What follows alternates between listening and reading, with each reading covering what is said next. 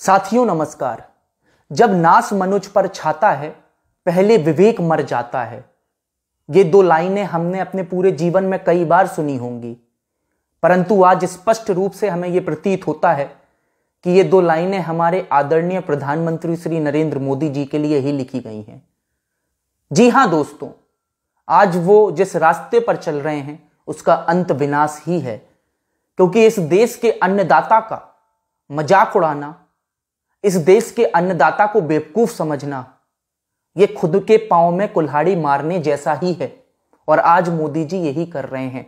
इसलिए मैंने सोचा कि इन दो पंक्तियों से मैं इस वीडियो की शुरुआत करूं। इस वीडियो में मैं आपको बताना चाहता हूं कि कैसे किसानों के मास्टर स्ट्रोक के आगे सरकार बुरी तरीके से फंस चुकी है। सरकार ने खुद के पांव में कुल्हाड़ी मार ली। हम सब देख रहे हैं कि किसान चाहता है कि 3 काले कृषि कानून जो अडानी और अंबानी के हित के लिए लाए गए हैं, उन्हें सरकार तत्काल रद्द करे। परंतु सरकार कह रही है, नहीं जी, हमारे लिए अडानी अंबानी का जो हित है वो सर्वोपरि है, कानून तो हम वापस नहीं लेंगे। और इसी पे मामला फंसा हुआ था। फिर सरकार ने एक गेम खेला। सरकार ने सोचा हम किसानों को चिट्ठियां लिखते हैं, ताकि कम से कम ये तो दिखे, पूरे देश में ये संदेश तो जाए कि सरकार खाली नहीं बैठी है, कुछ ना कुछ कर रही है। चिट्ठियां लिखने में पहले तो वो क्या कर रहे थे कि किसानों को आमंत्रित कर रहे थे कि आइए आप, हम आपका बहुत हित चाहते हैं, हम आपका बहुत आदर करते हैं, हमसे बातचीत कीजिए। और दूसरी तरफ कह रहे थे कि हम कानून वापस नहीं लेंगे। किसान हर बार उनके आमंत्रण को खारिज इसलिए ही कर रहा था कि भाई बातचीत का मतलब क्या है, जब आपने ये निर्णय ले लिया है कि आप कानूनों को वापस नहीं लेंगे, तो फिर हम आपसे बातचीत क्यों करें। परंतु साथियों, अभी जो अंतिम चिट्ठी सरकार की तरफ से लिखी गई है, उस चिट्ठी में सरकार ने खुद अपने पांव में कुल्हाड़ी मार ली है। सरकार ने किसानों से कह दिया कि एक काम कीजिए, चलिए आप ही एजेंडा निर्धारित कर लीजिए। और किसानों ने कहा ठीक है जी, यही तो हम चाहते हैं कि हमारे एजेंडा के हिसाब से सरकार से हमारी चर्चा हो।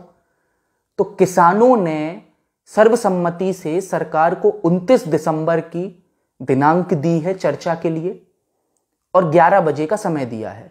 और जो एजेंडा की बात है मैं आपको बता दूं, किसानों ने कहा है कि कानून रद्द होना है या नहीं होना है, इस पर तो हम चर्चा ही नहीं करेंगे। अब हम चर्चा यह करेंगे कि सरकार हमें क्रियाविधि बताए कि कैसे वो इन कानूनों को रद्द करेगी। पहला एजेंडा। दूसरा एजेंडा दिया है किसानों ने स्पष्ट कर दिया कि एमएसपी की गारंटी आप देंगे या नहीं देंगे, हमें इस पर चर्चा नहीं करनी।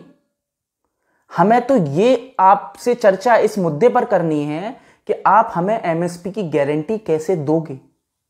एजेंडा नंबर 3, जो दिल्ली एनसीआर के इलाके में पराली कानून लाया गया था, जिसमें किसानों पर भारी जुर्माना लगाने का प्रावधान है, उस प्रावधान को हटाओगे नहीं हटाओगे, इस पर हमें चर्चा नहीं करनी।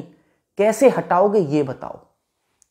और साथियों, चौथा एजेंडा जो किसानों ने सेट किया है वो ये है कि जो बिजली संशोधन विधेयक है 2020 का, उसके मसौदे से आप कैसे किसानों को जो सस्ती बिजली का प्रावधान उसमें हटाया गया है उसे कैसे जोड़ोगे।